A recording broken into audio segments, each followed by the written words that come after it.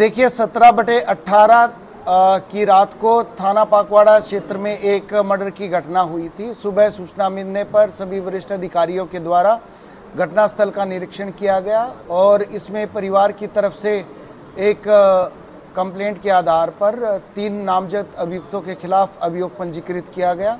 जब इसमें विवेचना प्रारंभ की गई तो जो मृतक था, मृतक के मोबाइल से यूपी 112 पे एक कॉल करके जो नामजद 3 अभियुक्त हैं उनके मारने पीटने की इंफॉर्मेशन दी गई थी। इवेंट अटेंड होने के पश्चात जो परिवारजन हैं और हम लोगों को भी उन्हीं पर शक था।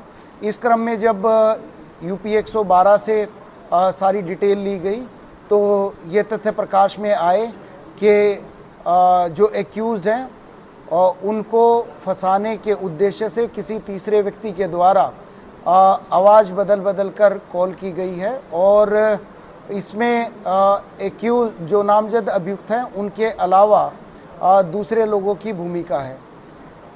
जब गहनता से इसका वीडियो फुटेज खंगाले गए, साथ के साथ में CDR इलेक्ट्रॉनिक साक्ष्य जांचे गए और वहाँ का टावर डंप लिया गया और मैनुअल जानकारी प्राप्त की गई तो ये तथ्य प्रकाश में आए कि वहाँ पर बेसिकली एक मंजीत और दूसरा लड़का है मनोज और साथ के साथ में जो एक्यूज्ड हैं इनके परिवार की एक लड़की, इन लोगों के द्वारा एक सुयोजित तरीके से ये घटना की है। इसमें जो मनोज है, मनोज मेन कॉन्स्पिरेटर है जिसके द्वारा जो मृतक था उसकी ईंट से और गला दबाकर उसकी हत्या कर दी गई।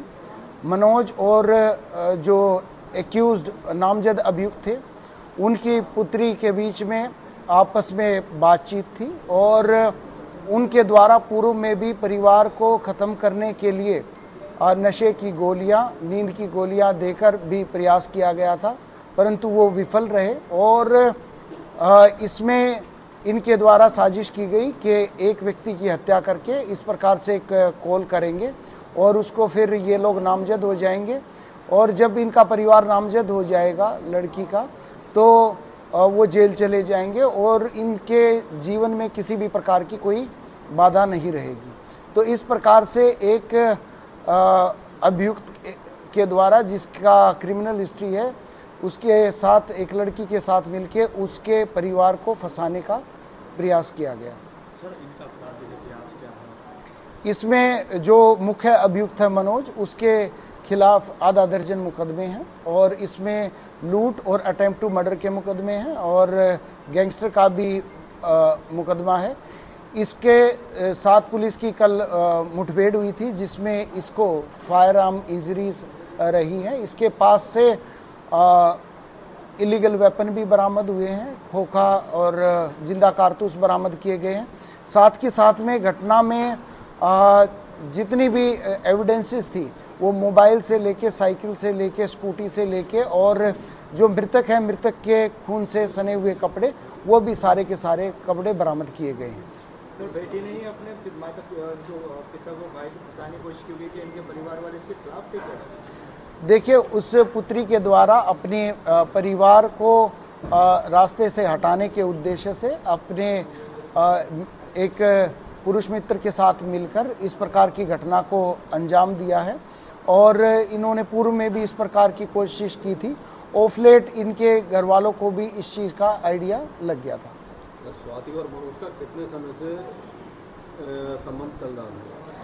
देखिए, करीब 6-8 महीने से तो इस चीज़ की कंफर्मेशन इलेक्ट्रॉनिक और मैनुअल जानकारी के अनुसार प्राप्त हुई। तो इनके जो कॉल डिटेल्स हैं वो भी आपस में ट्रेस करे गए होंगे?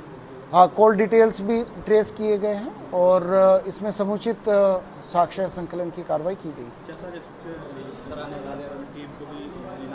देखिए, टीम ने, आप अगर जो पूरे प्रकरण को देखेंगे तो किस प्रकार से एक निर्दोष व्यक्ति की हत्या हुई और 3 निर्दोष लोगों को फंसाने का प्रयास किया गया, तो एक तरह से 4 जिंदगियों के साथ खिलवाड़ करने का एक प्लान था और उस प्लान को प्रोफेशनली और साइंटिफिक तरीके से इन्वेस्टिगेशन किया गया।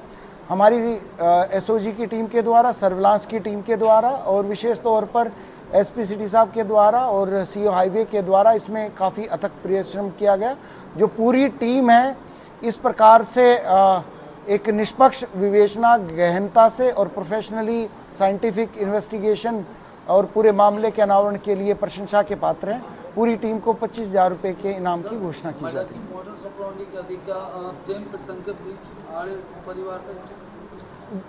परिवार भी आड़े था और इनको ये था कि ये कभी भी सुख चैन से उनके रहते ये अपना जीवन यापन नहीं कर पाएंगे। जिस तरीके से फर्जी कॉल करके लोगों के नाम बताए गए थे इन लोगों के, उसके बाद से लेके मूल जो आरोपी हैं उन तक पहुंचने में कितना समय लगा होगा पुलिस को?